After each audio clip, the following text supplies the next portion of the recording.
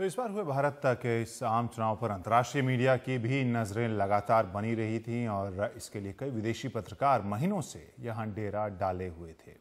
आइए जानते हैं उनका क्या कहना है दुनिया के सबसे बड़े लोकतंत्र में हुई इस बड़ी सियासी उठापटक पर।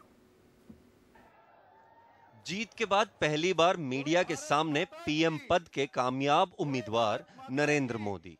लेकिन यहां जो कुछ हुआ उस पर सिर्फ भारतीय मीडिया की नहीं बल्कि अंतर्राष्ट्रीय रिपोर्टरों की भी नजर रही, जो लगातार बीते कई महीनों से दुनिया के सबसे बड़ी डेमोक्रेसी में हो रही हलचलों को बारीकी से देख रहे हैं।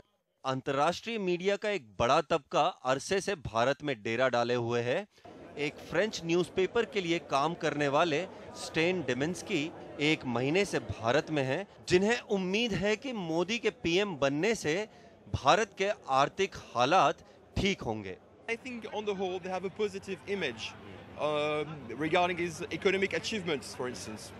वहीं इटली के एक रेडियो स्टेशन के लिए काम करने वाले क्लॉडियो लैंडी मानते हैं कि गुजरात दंगों के दाग से उभरने के लिए मोदी को विकास के काम करने होंगे।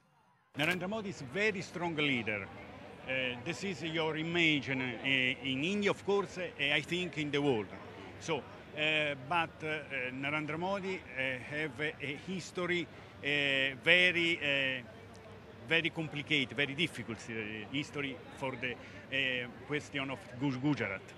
The Narendra Modi will become a very strong national leader for all the Indians, Muslim, Christian and so on. बात चाहे यूएस वीजा विवाद की हो या फिर ब्रिटेन और या दूसरे देशों में उठे सवालों की, लेकिन अब दुनिया उन्हें एक बेहतर विकल्प के तौर पर देखने लगी है।